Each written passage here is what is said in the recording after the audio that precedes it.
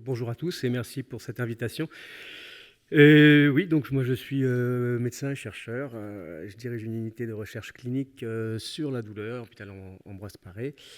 Et donc on m'a demandé de vous parler un petit peu de façon très générale de la douleur. Donc je vais reprendre des éléments assez basiques que vous connaissez pour la plupart d'entre vous très bien, mais bon, ça permet de faire un petit peu le point.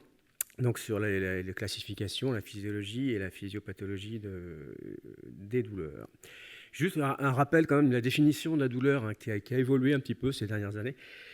Je l'ai remise ici quand même.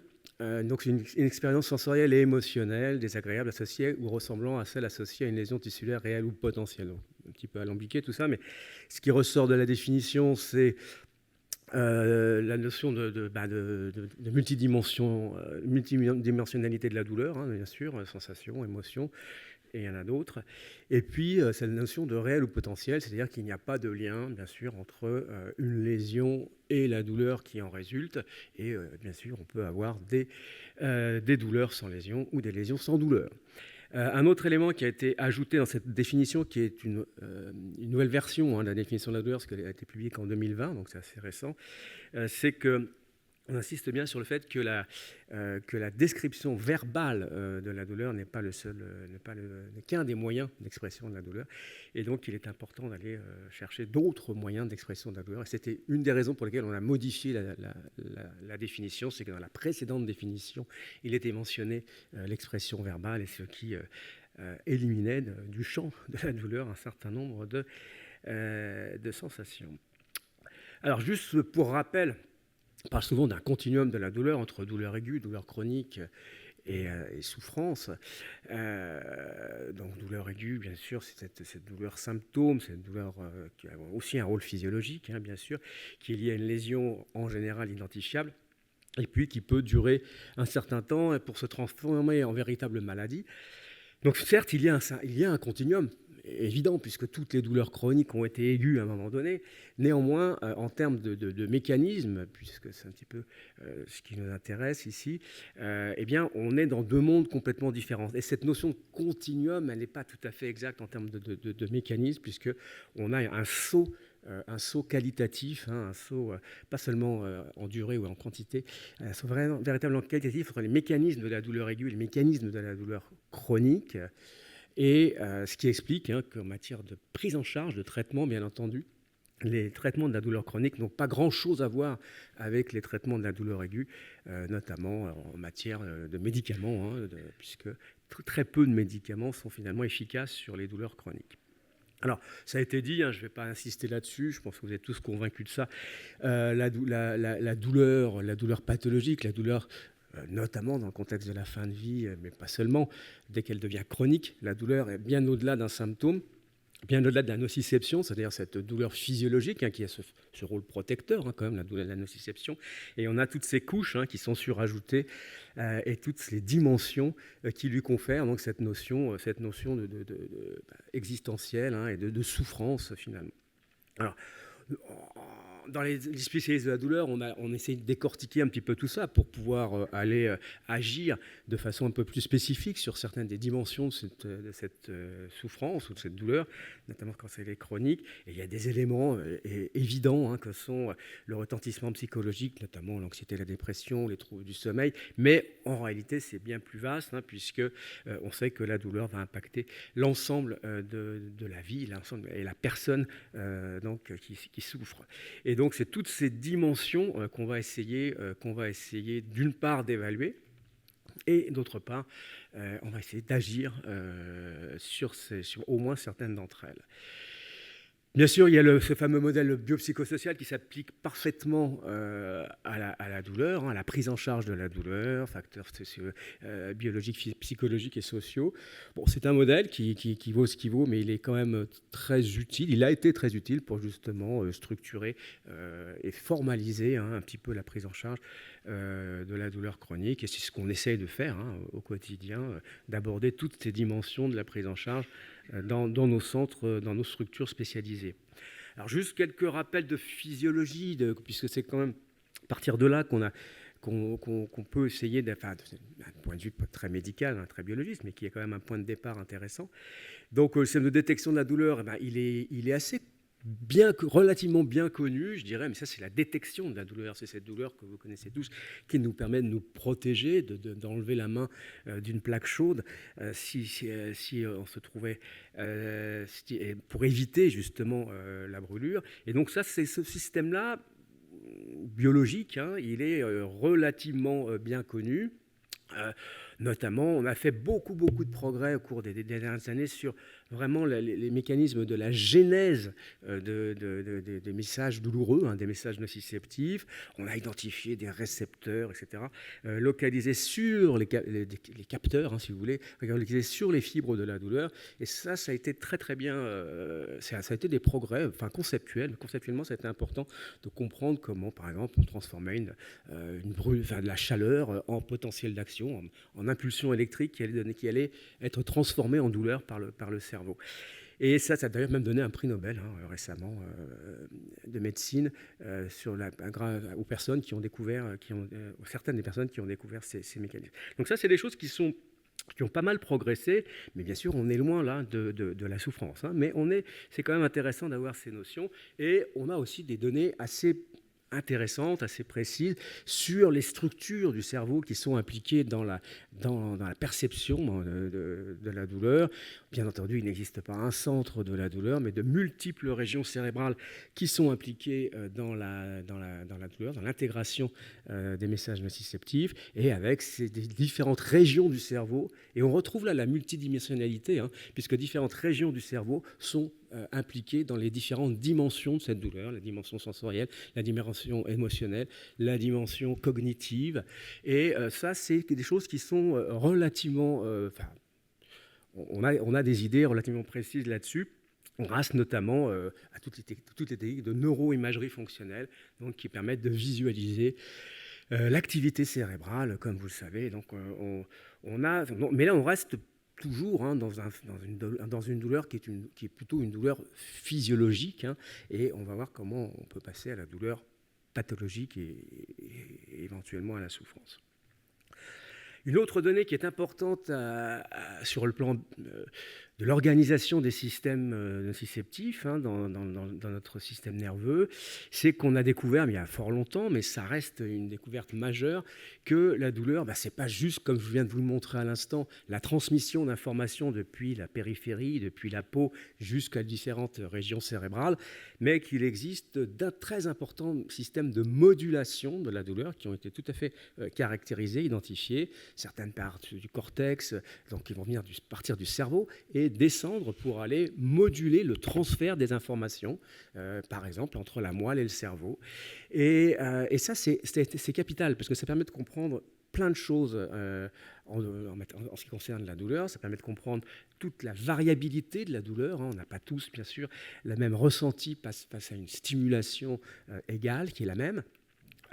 Donc nous ne sommes pas égaux, hein, face à la douleur, parce que nous avons des systèmes de modulation qui fonctionnent différemment. En plus, ces systèmes permettent de comprendre plein de choses. C'est l'impact des facteurs psychologiques et contextuels, environnementaux, sur la douleur. Il est évident que le vécu de la douleur n'est pas du tout le même quand on est en fin de vie ou quand on est en train d'accoucher. Donc on voit, et ça, ce sont ces systèmes-là qui sont très présents, hein, dans le cerveau, et qui existent d'ailleurs, qui sont physiologiquement présents depuis très longtemps. On les retrouve chez l'animal. Ils jouent un rôle majeur. Hein. Ce sont des filtres, donc, qui vont permettre de laisser passer plus ou moins la douleur et de la contrôler. Et donc ces systèmes-là peuvent être eux-mêmes dysfonctionnels. Et c'est un des mécanismes des douleurs chroniques. C'est-à-dire qu'on peut donc avoir des douleurs sans lésions périphériques, uniquement par des lésions centrales. D'accord. Donc, ces fameux systèmes de modulation de la douleur, hein, ils impliquent un certain nombre de molécules. Hein, ça, c'est des choses qui sont relativement bien connues aussi. C'est à la même époque qu'on a découvert les fameuses endorphines, ces morphines endogènes. Mais il y a plein d'autres molécules qui interviennent là-dedans, les catécholamines, etc. Donc on a dans notre cerveau, hein, des systèmes très puissants, hein, qui peuvent contrôler la douleur quasiment de façon similaire à la morphine. Alors en pratique, hein, la douleur, je vous rappelle, mais quand même, c'est le premier motif de consultation. La douleur chronique, ça concerne 32% des Français. Moins de 50% des patients ont une prise en charge qui est considérée par eux-mêmes comme satisfaisante. Donc il y a encore de la recherche, hein, à faire là, dans ce domaine, sans aucun doute. Et en ce qui concerne la fin de vie, il n'y a pas tant de données que ça, finalement, sur la douleur. Heureusement, toutes les personnes en fin de vie ne souffrent pas, heureusement, mais on estime que 50% de ces personnes ont des douleurs très variées. Et ce qui est, on a toutes les sortes de douleurs dont je vais vous parler sont possiblement présentes, hein, en fin de vie, bien entendu, que ce soit les douleurs aiguës, mais aussi les douleurs chroniques. Et tous les mécanismes des douleurs chroniques que je vais évoquer maintenant peuvent être présents chez un même patient. Et donc, il est important de les reconnaître parce que ces différents types de douleurs renvoient à des mécanismes physiopathologiques distincts, hein, et donc à des réponses aux traitements qui sont différentes. Et donc, le clinicien, son boulot, c'est de reconnaître ces différents mécanismes de douleur pour adapter le traitement. Et là encore, il y a énormément de travaux à faire dans ce domaine, puisque c'est la caractérisation, l'évaluation de la douleur pour la ramener vers des mécanismes et donc personnaliser au mieux la prise en charge en l'adaptant pour chaque patient aux mécanismes qui sont les plus importants chez lui ou chez elle. Donc voilà, c'est l'importance de l'évaluation pour la personnalisation, et une grande partie de la recherche clinique dans ce domaine actuellement vise à l'identification de critères de personnalisation de la prise en charge, comme dans beaucoup d'autres domaines de la médecine d'ailleurs, hein. Donc la classification des douleurs, juste les classiques on va dire de distinguer deux grands types de douleurs, ce qu'on appelle les douleurs nociceptives, ou par excès de nociception, ou douleurs dans lesquelles il y a souvent des phénomènes inflammatoires. Dans ce cas-là, c'est le système de détection dont je parlais tout à l'heure qui est sursollicité, notamment à cause des phénomènes d'inflammation. Donc ça, ce sont les douleurs les plus fréquentes, hein, finalement. Par exemple, l'arthrose, maladies inflammatoires, brûlures, tout ce qu'on veut. Ce sont les douleurs les plus banales, mais qui peuvent devenir chroniques, hein, bien sûr, hein. Je parle de douleurs chroniques, là. Et puis l'autre grande catégorie, ce sont les douleurs dites neuropathiques, c'est-à-dire liées à des lésions ou des maladies du système nerveux. Donc dans ce cas-là, on est dans un contexte différent, puisque le système de détection de la douleur est lui-même lésé, abîmé par la maladie. Et donc, on a des douleurs qui sont un peu plus paradoxales sur un plan physiopathologique, puisque le système est lésé, et pour autant, on a des douleurs, alors qu'on devrait s'attendre plutôt à une hypoesthésie, une analgésie. Et donc, on a beaucoup de maladies neurologiques qui s'associent à ces douleurs, le cas de polyneuropathie du diabète, le zona, le VIH, etc. Il y a beaucoup d'étiologies possibles. Mais ça, c'est une vision extrêmement simpliste, puisque, bien entendu, on a des douleurs le plus souvent, et c'est ce qu'on a le plus souvent en pratique clinique, qui vont mêler ces deux types de mécanismes. Donc, on va parler de douleurs mixtes. Voilà, le plus banal, c'est la lombosciatique, mais on va voir qu'il y en a beaucoup d'autres. Et donc, on a à la fois des phénomènes inflammatoires et des phénomènes neuropathiques. Et puis, il y a encore une autre catégorie de douleurs, la troisième grande catégorie de douleurs, ça s'appelle maintenant des douleurs dites nociplastiques. Et donc, ce sont des douleurs pour lesquelles on ne trouve pas de lésions. C'est par exemple des maladies chroniques comme la fibromyalgie, côlon irritable, etc. Il n'y a pas de lésion identifiable, en tout cas pas identifiée jusqu'à présent, et pourtant il existe des douleurs. Et là, on est dans le cadre dont je parlais tout à l'heure, à savoir des douleurs qui sont liées à des modifications du système de modulation de la douleur lui-même. Donc, ce sont des douleurs qui sont liées à des modifications, des altérations du système de la douleur. Donc, on peut dire que ce sont des maladies de la douleur, en quelque sorte. Et ce qui est important à garder en tête, c'est que toutes ces différents types de douleurs peuvent coexister, hein, chez un patient. Alors, les douleurs nociceptives inflammatoires, je vais dire 3 mots, hein, sur les mécanismes, parce que ce n'est pas le but ici de rentrer dans les détails concernant ces mécanismes. Mais je disais que c'est les douleurs inflammatoires, classiquement les lombalgies, l'arthrose du genou, des choses comme ça. Là, c'est l'inflammation qui joue un rôle important. Là encore, on a des données assez précises, hein, sur la façon dont l'inflammation va sensibiliser les fibres de la douleur, donc à la périphérie. Donc tout ce qui est libéré dans le cas d'une inflammation, toutes ces molécules qui sont libérées localement dans le cadre d'une inflammation vont agir directement sur les fibres de la douleur pour les rendre plus sensibles et donc éventuellement les rendre plus sensibles de façon pérenne, de façon chronique, ce qui peut déboucher sur le développement de douleurs chroniques. Donc ça, c'est pathologique. Quand on passe de la douleur aiguë à la douleur chronique, on rentre dans le domaine de la pathologie.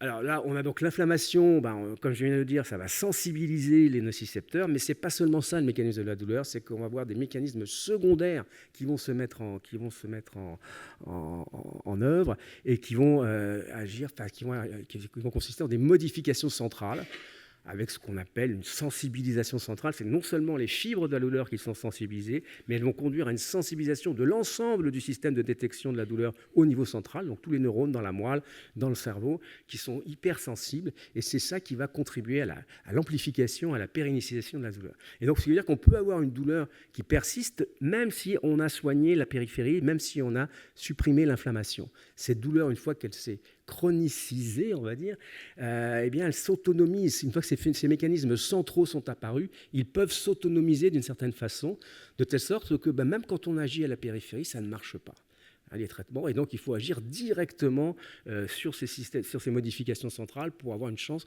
de traiter les patients. Et ça, c'est donc des notions qui sont importantes à avoir.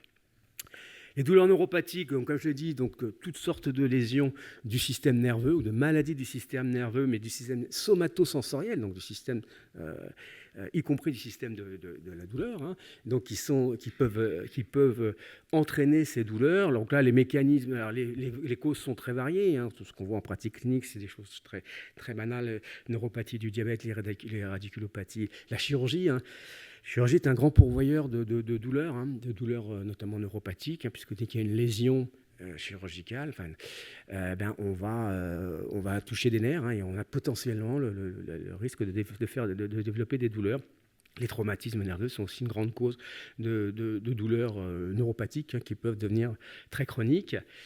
Et dans le cas du cancer, puisque bien sûr, en cas de la fin de vie, on est souvent confronté à ces douleurs liées au cancer, mais là, dans le cas du cancer, on a tout ce que je viens de dire peut être présent en même temps chez un même patient, puisqu'on a d'une part les douleurs qui sont liées au cancer lui-même, donc soit à la tumeur, donc une compression nerveuse par exemple, ou métastase. Et donc là, on est dans des mécanismes qui sont à la fois inflammatoires et neuropathiques. D'accord ? Et puis, on a toutes les douleurs qui sont liées au traitement, donc que ce soit la chirurgie, que ce soit la radiothérapie ou la chimiothérapie, tous ces traitements peuvent être à l'origine de douleurs, y compris de douleurs chroniques, chez les patients traités pour un cancer. Et donc, là, tout le rôle du clinicien, c'est d'aller trouver les différentes causes de ces douleurs, en sachant qu'elles peuvent être associées, et donc d'en déduire les mécanismes pour adapter les traitements. Et donc là, en matière de mécanismes, donc on a aussi des idées sur les mécanismes qui sont impliqués dans ces douleurs neuropathiques. Quand on sait que quand on a une lésion, une lésion nerveuse, va se produire au niveau des fibres ce qu'on appelle des décharges anormales, des décharges aberrantes, des décharges dites ectopiques, qui sont qui naissent de façon totalement pathologique et qui vont aller stimuler les systèmes nociceptifs. Et donc, on peut agir là-dessus, mais on sait aussi que ces mécanismes périphériques ne sont pas seuls en cause, comme dans le cas des douleurs inflammatoires, que secondairement apparaissent des mécanismes centraux, notamment des phénomènes de sensibilisation centrale. Et on se retrouve finalement dans la même situation où on a des mécanismes périphériques initiaux, mais des modifications centrales secondaires sur lesquelles il faut agir, parce que même quand on agit à la périphérie, ça ne suffit pas toujours. Voilà, donc je ne vais pas rentrer dans le détail sur ces mécanismes, puisqu'il y a beaucoup de travaux qui ont été faits là-dessus, sur les mécanismes moléculaires qui sous-tendent ces douleurs. Sur le plan clinique, je reviens là-dessus, là c'est vraiment des diagnostics, on est sur des diagnostics cliniques, là. Il n'y a pas de marqueurs, de biomarqueurs de douleur. Donc on est sur des diagnostics cliniques, c'est l'interrogatoire, c'est l'examen clinique. Il y a des questionnaires qui peuvent être utiles, qui sont utilisés par exemple pour détecter, pour dépister les douleurs neuropathiques. Il y en a un qui a été développé en France qui est très, très utilisé, c'est le questionnaire DNK, donc des choses qui peuvent être utiles en pratique. Et puis, La troisième type de douleurs sont les douleurs dites nociplastiques, donc ces fameuses douleurs sans lésion, si vous voulez, qui étaient considérées comme purement presque imaginaires il y a un certain temps.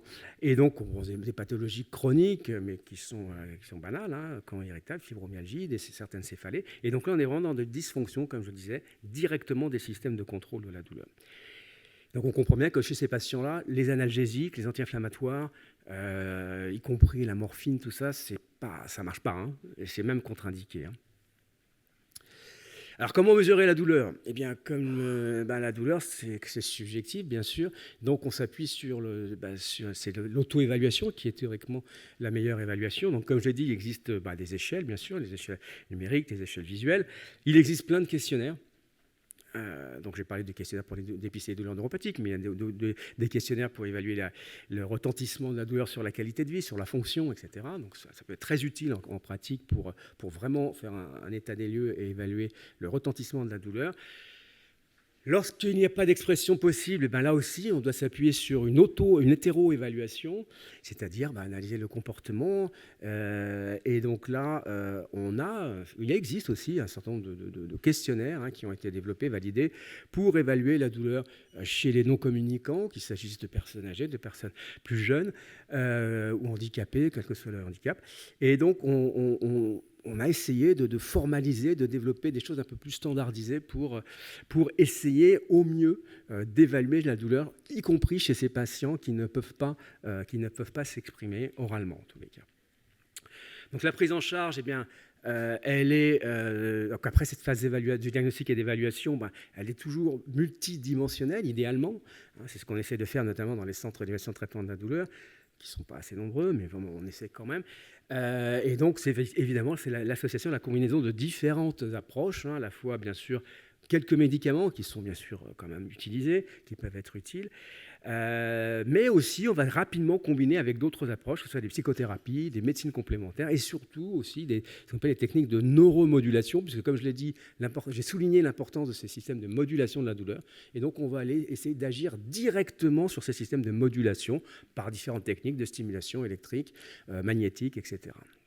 Donc les médicaments, je ne vais pas rentrer dans le détail, les anti-inflammatoires classiques que vous connaissez, paracétamol, anti-inflammatoire morphinique, sont intéressants. Bon, pour la douleur aiguë, c'est évident. Pour la douleur subaiguë, c'est évident.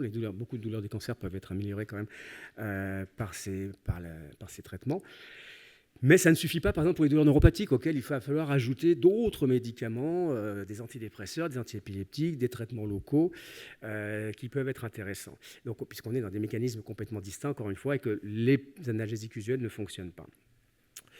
Donc il y a la fameuse échelle de l'OMS qui avait été proposée en 1986 entre douleurs légères, modérées, sévères, et avec une gradation dans l'utilisation des analgésiques.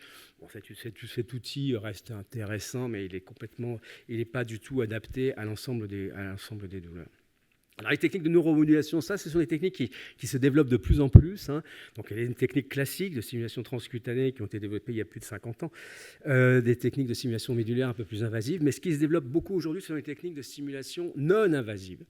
Et donc là, on va essayer d'agir directement sur le système de contrôle de la douleur de façon non invasive par des techniques de stimulation électrique ou magnétique, transcrânienne par exemple, ou par d'autres types de stimulation du nerf vague, des stimulations nerfs occipitaux, etc. Donc il y a toute une série de techniques de neuromodulation qui sont en train de se développer et qui bénéficient des avancées technologiques et qui permettent donc d'aller agir sur ces systèmes, qui ont des effets tout à fait intéressants. Et l'intérêt majeur de ces techniques, c'est bien entendu l'absence ou la quasi-absence d'effets secondaires par rapport aux médicaments. Quand on doit traiter des patients de façon chronique sur plusieurs mois, plusieurs années, il est évident que cette dimension d'effets secondaires est très, très, très, très importante. Les médecines complémentaires, je sais qu'il va y avoir une intervention là-dessus, je crois cet après-midi. Elles sont utiles, on les utilise, en tout cas, on les utilise dans beaucoup de centres. Donc, reste le problème de la validation, mais elles sont quand même utilisées en pratique dans beaucoup de centres. En général, ça dépend des centres. Certains vont préférer l'hypnose, d'autres l'acupuncture, d'autres l'ostéopathie, des choses comme ça. Voilà, elles ont leur place, elles sont utiles.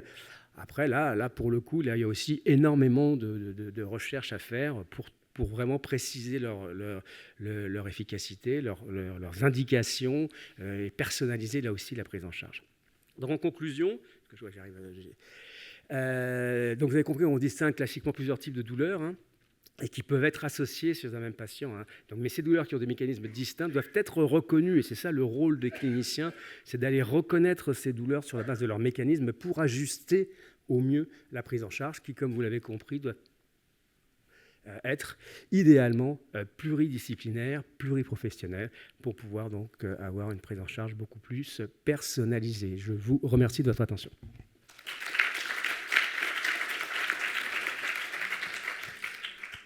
Merci beaucoup de cette impressionnante... Alors, on a le temps de quelques questions, un tout petit peu, voilà, pour tenir compte du temps. Merci beaucoup de cette impressionnante revue d'un phénomène aussi complexe dans l'ensemble de ces dimensions. Merci vraiment. Est-ce qu'il y a dans la salle quelques questions sur cette immensité de réflexion et de perspectives que vous venez d'ouvrir ?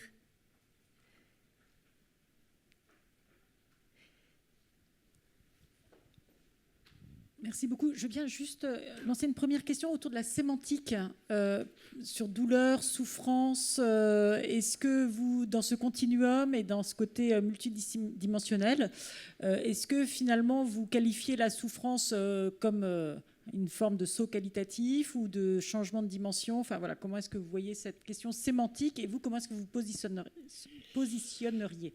Oui, bah c'est une vraie question, hein. La définition de la souffrance, déjà, elle n'est pas si évidente. Je vous ai donné la définition de la douleur, je me suis bien gardé de vous donner la définition de la souffrance. Donc la douleur, on a bien compris que c'était une atteinte à l'intégrité de l'organisme, on va dire, et la souffrance, on pourrait dire que c'est plus une atteinte à l'intégrité de la personne. Donc on est tout de suite dans des dimensions qui sont bien plus larges, même si parmi ces atteintes, la personne, il y a aussi l'atteinte de l'organisme. Donc la douleur est un des éléments de la souffrance, bien sûr, mais c'est un des éléments parmi tout le reste. Et donc ça, c'est une vraie problématique, à mon sens.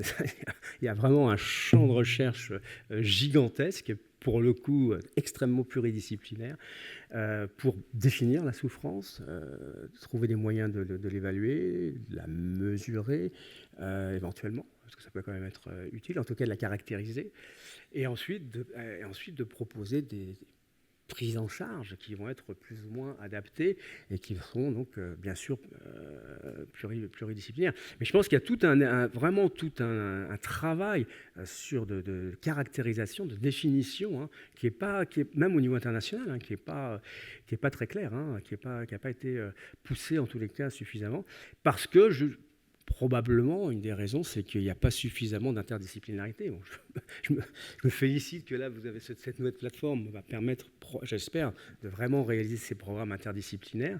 Mais c'est vrai que c'est ce qui manque, que ce soit au niveau national, mais aussi même au niveau international. Il y a une question, professeur Nino. Dans la même optique que Sarah, Didier, pourquoi mélanger médecine complémentaire, qui ne sont pas validées scientifiquement, et intervention non médicamenteuse, vous ne l'avez pas évoqué, c'est vraiment deux champs différents, on va en parler cet après-midi, mais pourquoi le mettre dans ce mélange-là?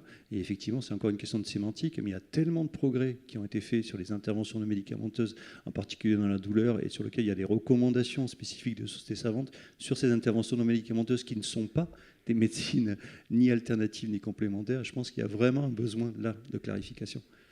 Oui, mais la médecine, enfin, qu'est-ce que vous voulez dire par la médecine, les psychothérapies, etc. Oui, c'est tout le sujet en fait.